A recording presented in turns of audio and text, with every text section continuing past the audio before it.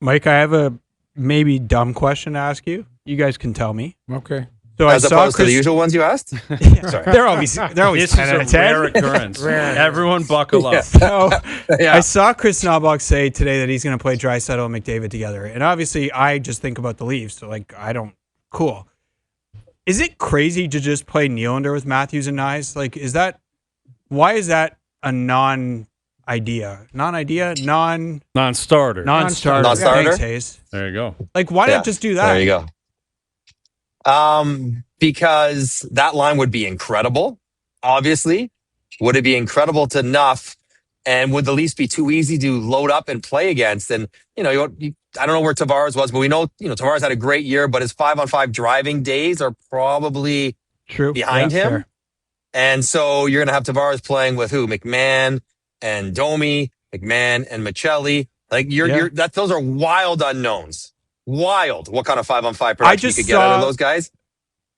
I just saw Mike, go back to Boston. It's not like they were overflowing with depth on their second and third lines, but they did it. Right. I agree with you. I probably wouldn't do it, but why? Is it a crazy idea? Did they do it when they won a cup? No, Yes, sir.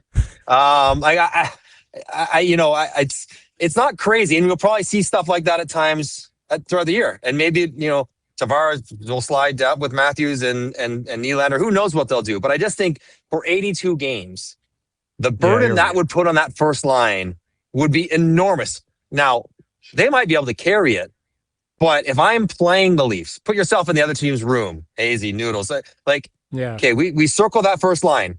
If we stop them, we win the game flat out because we don't believe anyone else is really going to score and hurt us. So, I would prefer to spread it around. That would be more of a last option as opposed to a first one. Well, what's interesting is Knobloch's, trying to. His explanation for playing McDavid and Draisaitl was that he'll get more out of the rest of the lineup somehow. That's what he was trying to explain today, and I think his reasoning was they're going to get more minutes or more opportunity because everything runs through Connor, and if Draisaitl's on another line, everything runs through him. I think he's trying to convince himself and the world that that's an accurate statement. They're buying time until Hyman returns. Yeah. But listen, it's going to be explosive.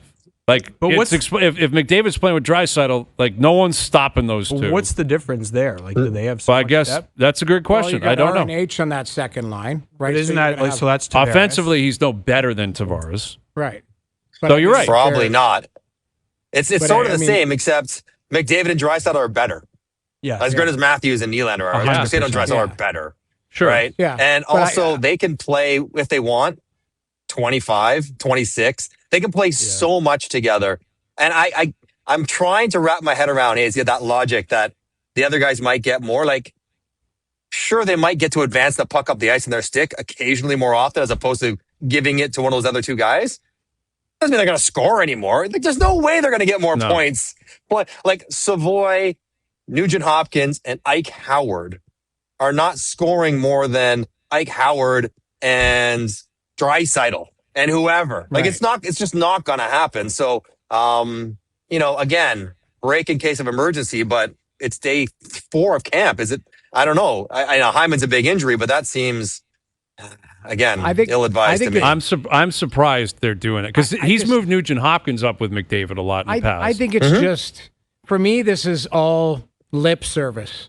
They've got to figure out who's going to play with who. Obviously, is Ike Howard going to be a guy who can play in your top 6? Is Savoy going to be a guy who can play in your top 6? Is that Tomasek going to be a guy?